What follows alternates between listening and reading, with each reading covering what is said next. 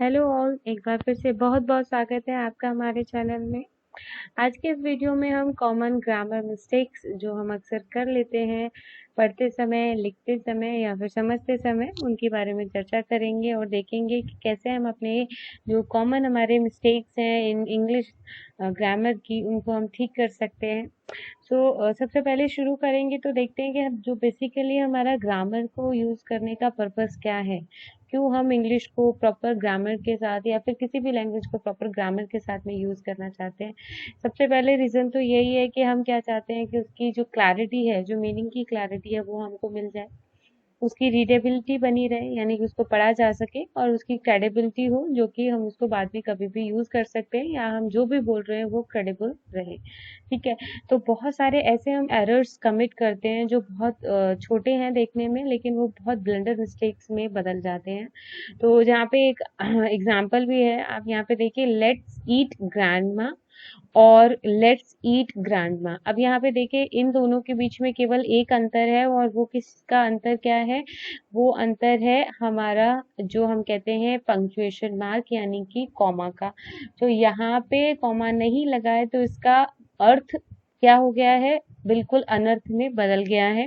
यहाँ पे let's eat यानी कि चलो दादी हम खाना खाते हैं, और यहाँ पे चलो हम दादी को ही खाते हैं।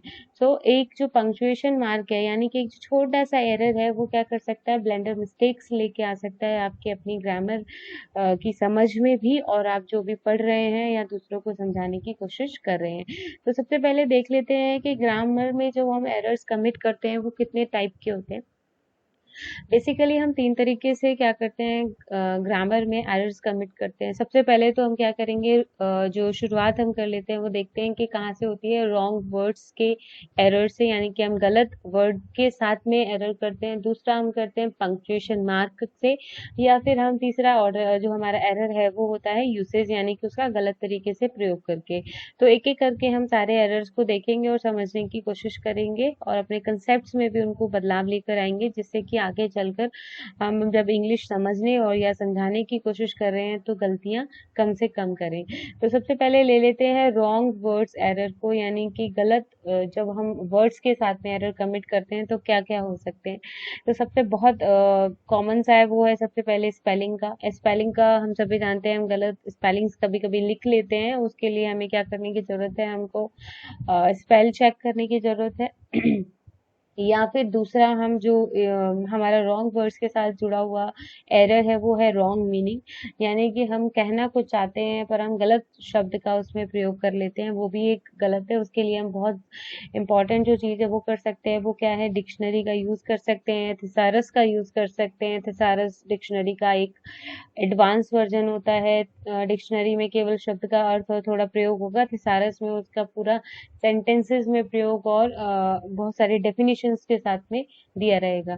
तो जो एक और बहुत इम्पोर्टेंट हम करते हैं, रॉन्ग वर्ड्स का एरर का कर लेते हैं अपनी ग्रामर में या फिर अपने लैंग्वेज में, वो होता है जो हम कॉमनली कंफ्यूज वर्ड्स होते हैं, यानी कि जो वर्ड्स जो हमें बहुत एक जैसे से लगते हैं पर वो बहुत अलग अलग होते हैं, और इस वजह से या तो हम समझ नहीं पाते या हम उसको ठीक से समझा नहीं पाते। जैसे कि शुरुआत कर लेते हैं कहाँ से, दे आर, देयर और देयर।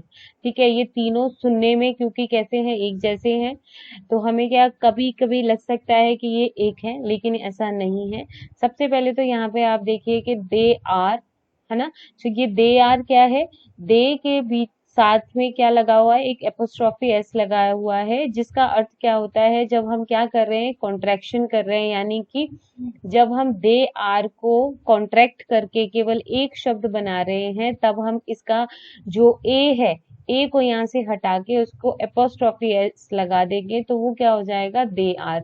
अब यहाँ पे दे आर का अर्थ क्या होता है? वो सभी लोग, है ना? या they are going to the store together, इसका मतलब वो सब एक साथ कहाँ जा रहे हैं? स्टोर पर जा रहे हैं। तो ये दे आर का हम प्रयोग या उसको ऐसे समझ सकते हैं।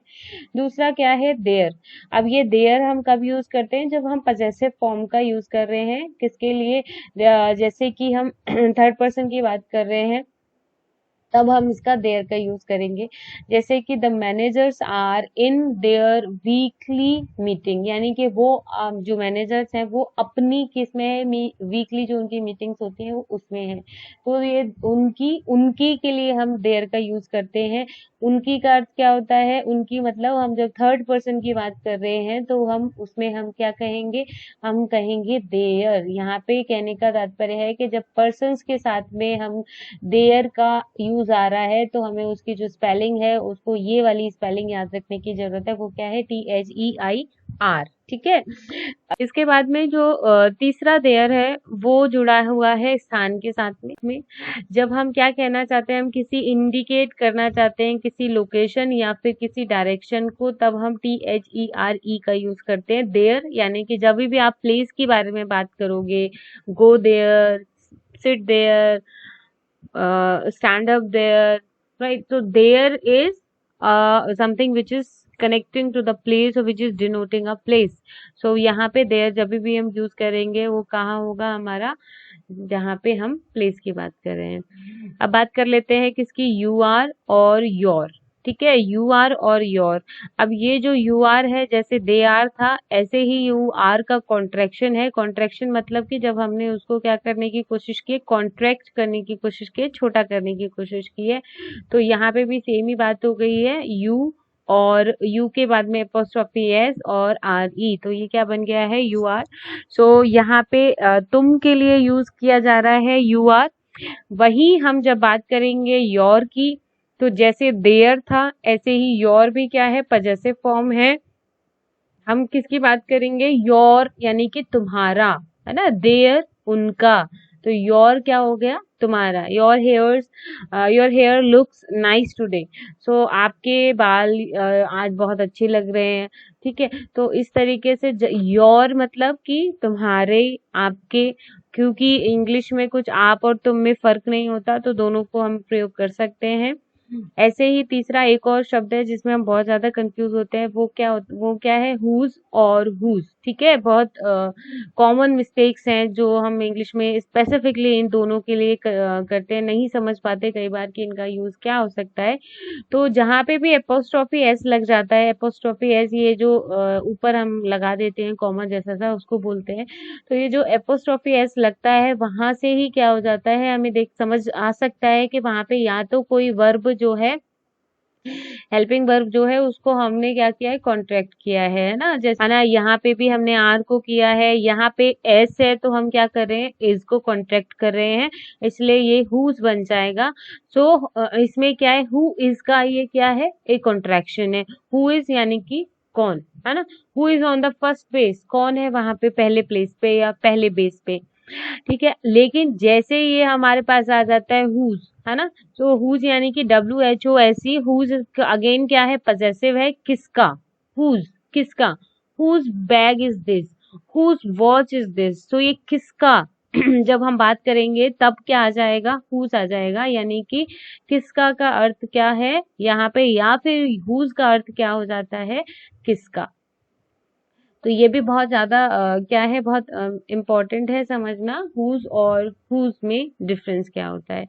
नेक्स्ट भी बहुत कॉमन सा ही है, वो क्या है? इट्स, इट्स और इट्स। अब देखिए बोलने में तो इनमें कोई डिफरेंस नहीं है, केवल कहाँ डिफरेंस है? इसके स्ट्रक्चर में डिफरेंस है।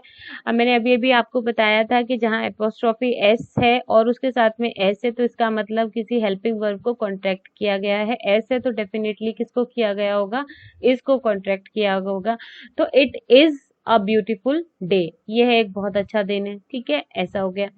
लेकिन जब यहाँ पर कोई भी एपोस्ट्रोफी एस नहीं है और इट्स यूज किया गया है एज इट इज ही, तब क्या होता है? हम उसको पजेसिव फॉर्म में यूज करते हैं। वो कैसे करते हैं? लाइक अगर एक एग्जांपल है जो यहाँ पे दिया हुआ है उससे समझने की कोशिश करें कि download the program along with its readme file, या फिर उस प्रोग्राम को डाउनलोड करो जिसकी, और उसके साथ में क्या करो? अलोंग विद इट्स, उसकी रीड मी फाइल। अब इट्स का यहाँ पे अर्थ क्या हो गया? उसकी, है ना? अब यहाँ पे देखिए अगेन पजेसिव फॉर्म का यूज किया गया है और यहाँ पे फिर हम इसको क्या बोल देंगे? जैसे हमने पहले और देखा था योर्स के संदर्भ में, या फिर हुज के लिए, तो ऐसे ही यहाँ पे इट्स के लिए भी क्या है, उसकी। अब हम सब जानते हैं इट्स का यूज हम कहाँ करते हैं, ओनली हम थिंग्स के लिए इट्स का यूज या फिर एनिमल के लिए करते हैं, अदरवाइज हम ह्यूमन बीइंग के लिए इट का यूज नहीं करते। इसलिए यहाँ पे क्या हो जाएगा, उसकी, और ये किया जाएगा हमेशा थिंग के लिए, किसी भी थिंग के लिए।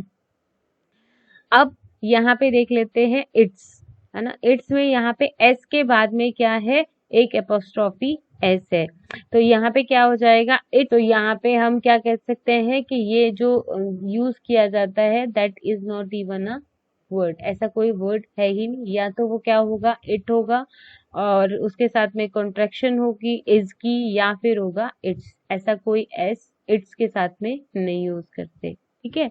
It's is not a word. अब जो दूसरा है बहुत और भी कंफ्यूजिंग हो जाता है, वो है अफेक्ट और इफेक्ट। यानी कि अफेक्ट और इफेक्ट, उसमें केवल एक ही चीज का फर्क है, स्टार्टिंग लेटर का। यहाँ पे ए है, यहाँ पर क्या है, स्टार्टिंग लेटर ई। तो यहाँ पे ई जब हम अ का यूज करते हैं, कहाँ पे अफेक्ट कहेंगे जब हम इसको, तो ये क्या है, एक वर्ब की जैसे यूज की जाती है ना, टू एक्ट ऑन, या फिर जो इसका कोई इन्फ्लुएंस है। तो जब भी हम क्या है उसको वर्ब के जैसे यूज करेंगे तो क्या हो जाएगी, अफेक्ट हो जाएगा। जैसे the outage shouldn't affect anyone during work hours, right. या फिर the medicine would affect the tissues only. So जब हम इन्फ्लुएंस की बात करेंगे या फिर हम इसको वर्ब के जैसे यूज करेंगे यहाँ पर, जैसे ये तो हमारा क्या हो गया, सब्जेक्ट हो गया, वर्ब हो गया, ठीक है, एंड देन ये हमारा ऑब्जेक्ट हो गया। तो इसमें जब हम वर्ब के जैसे यूज कर रहे हैं सेंटेंस में, तो वो क्या आएगा हमारे पास में, अफेक्ट आएगा। लेकिन जैसे ही हमको अफेक्ट को या इन्फ्लुएंस को, रिजल्ट को नाउन के जैसे यूज करना है, तो वो क्या हो जाएगा, इफेक्ट हो जाएगा। So the outage shouldn't have any effect on users, है ना। तो यहाँ पर जो इफेक्ट का यूज है वो कैसा हो गया है, नाउन के जैसे हो गया है। इसलिए इन दोनों में फर्क क्या होता है, नाउन और उनके पार्ट्स ऑफ स्पीच में हम देख सकते हैं ये वर्ब के जैसे यूज होता है, ये नाउन के जैसे यूज होता है, और इस तरीके से इन दोनों का जो यूसेज है वो एक दूसरे से अलग होता है। यहाँ पे अफेक्ट और इफेक्ट की बात की है। अभी आगे देखते हैं जो और भी कॉमनली कंफ्यूजिंग वर्ड्स हैं वो क्या क्या है, जैसे कि टू, टू और टू, है ना, काफी सिमिलर है बट स्पेलिंग क्या है, दोनों की डिफरेंट है, तीनों की डिफरेंट है। एक में एक सिंगल ओ है, दूसरे में डबल ओ है, और यहाँ पे TWO है। तो ये TWO तो मुझे लगता है काफी इजी है समझना। ये किसके लिए है, न्यूमेरिक वैल्यू जो कि 2 है, 2 के लिए हम 2 का यूज करते हैं। यहाँ पे कंफ्यूजन ज्यादा हो सकता है 2 और 2 में, है ना। सो यहाँ पे हम 2 किस लिए यूज करते हैं, प्रेपोजिशन। 2 जिसमें केवल सिंगल ओ है वो क्या है, प्रेपोजिशन है। यानी कि मैं कनेक्शन कर रही हूँ किसी के साथ में, किसी प्लेस के साथ में हम इसको कनेक्ट कर रहे हैं। जैसे कि where I am going to the store, I am going to the market. So to over here is acting as a preposition. वहीं जो टू होता है वो क्या है, एडवर्ब है ना, एडवर्ब है। जैसे कि she decided to go along too, उसने साथ में, उसने भी साथ में जाने का डिसाइड किया, भी।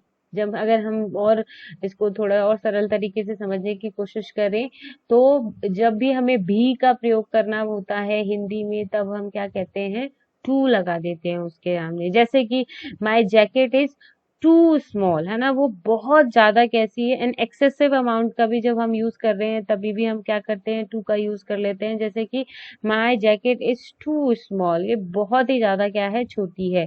तो जब एक्सेसिव अमाउंट और ऑल्सो दोनों के रेफरेंस में हम, ऑल्सो यहाँ पे भी हो गया, और एडजेक्टिव जब हम इसको यूज, एडवर्ब सॉरी, हम जब इसको टू स्मॉल, है ना, बहुत ज्यादा कैसी है वो, स्मॉल है, तभी भी हम क्या करेंगे, टू का इस्तेमाल करेंगे। So to with a single o is always used as a preposition।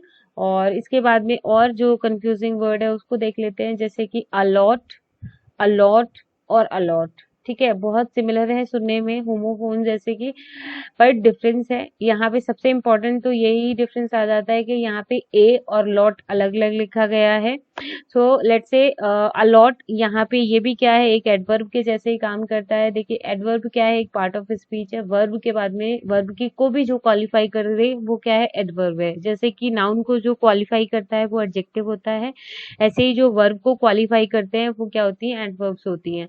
सो यहाँ पर अलॉट, अलॉट जब हम यूज करते हैं तो क्या होता है, टू अ ग्रेट डिग्री और एक्सटेंट, यानी कि बहुत ज्यादा अत्यधिक मात्रा में।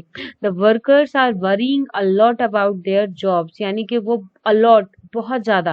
तो अगर हम हिंदी में देखें तो अलॉट जब ए और लॉट अलग अलग लिखा हो तो इसको हम हिंदी में कैसे समझ सकते हैं, बहुत ज्यादा। बहुत ज्यादा यानी कि एक्सेसिव अमाउंट में जब हम बात करेंगे तो अलॉट आ जाएगा। ठीक है, बहुत की बात करते हैं, जब बहुत ज्यादा की बात करते हैं। अब जहाँ पे अ और लॉट के बीच में कोई भी क्या नहीं है, स्पेस नहीं है खाली, तो उसको हम अलॉट कहेंगे।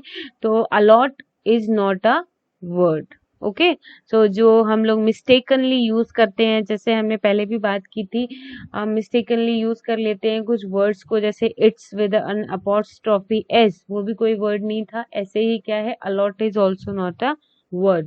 और उसके बाद में जो दूसरा वर्ड आता है वो, यानी कि जब भी हम किसी को कहते हैं ना, आई, जैसे कहते हैं आई वर्क अ लॉट, तो अ लॉट जब भी लिखेंगे तो अ और लॉट के बीच में डिफरेंस करके ही लिखेंगे, यानी स्पेस उसमें देना है, कभी भी एक साथ नहीं देंगे। अलॉट ऐसा कोई शब्द नहीं होता है।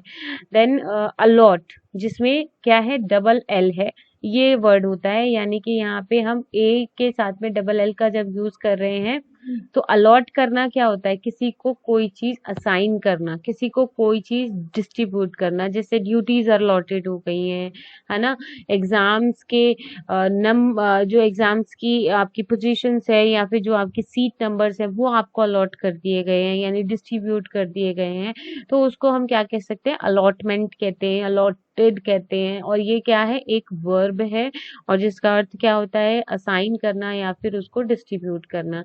तो यहाँ पे हमें ध्यान रखने की जरूरत है कि जब अलॉट, जब हम बहुत ज्यादा के संदर्भ में बात करेंगे तब हम कैसे करेंगे, अ और लॉट में दोनों में डिफरेंस रखेंगे, यानी कि स्पेस का डिफरेंस रखेंगे। और जब हम अलॉट यानी अलॉटमेंट की बात करेंगे, किसी को कुछ असाइन करना है, रोल्स एंड रिस्पॉन्सिबिलिटी असाइन करना है, डिस्ट्रीब्यूट करना है, तो वो क्या हो जाएगा, ए डबल एल ओ